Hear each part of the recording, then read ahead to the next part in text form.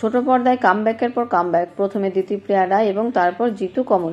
টেলিভিশনের মাধ্যমে দুই তারকার জনপ্রিয়তার সূত্রপাত, আবার সেই শিকড়েই ফেরা, তাও আবার একই সিরিয়ালে। জি বাংলার তোমাকে ভালোবেসে ধারাবাহিকে দেখা যাবে এদের দুইজনকে। ইতিমধ্যেই দিতিপ্রিয়ার প্রোমো প্রকাশ্যে এসেছে। এবার জিতুর পালা। ইন্ডাস্ট্রি সূত্রের খবর যে এই সিরিয়ালের জন্য বিপুল পরিমাণে পারিশ্রমিক পেয়েছেন অভিনেতা, যার জেরে তিনি এখন বাংলা টেলিভিশনের সর্বোচ্চ পারিশ্রমিক পাওয়া তারকা। কখনো সিনেমার পর্দায় সত্যজিৎকে, কখনো আবার দুদে গোয়েন্দা, কখনো আবার রোমান্টিক নায়কও। বড় পর্দায় জিতুকে নানান চরিত্রে দেখা গিয়েছে। নায়কের ব্যক্তিগত জীবন নিয়েও একসময় সোশ্যাল মিডিয়ায় বিস্তর চর্চাও হয়েছে।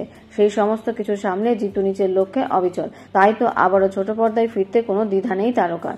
2020 সালের মার্চের শেষ হয় জিতুর সিরিয়াল গুড়িয়া, যেখানে গুড্ডি সেখানে ধারাবাহিকে সুকুমারের চরিত্রে অভিনয় করেছিলেন জিতু। দিতিপ্রিয়া করুণাময়ী রানী রাসমণির সফর শেষ হয় 2021 সালে, অর্থাৎ প্রায় একই সময়ে দুই তারকা টেলিভিশন থেকে আলবিদা বলেছিলেন।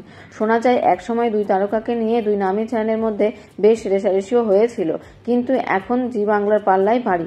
জিতু এবং দিতিপ্রিয়াকে একসঙ্গে টেলিভিশনের পর্দায় দেখতে অধীর আগ্রহে অপেক্ষা করছেন তার অনুরাগীরা।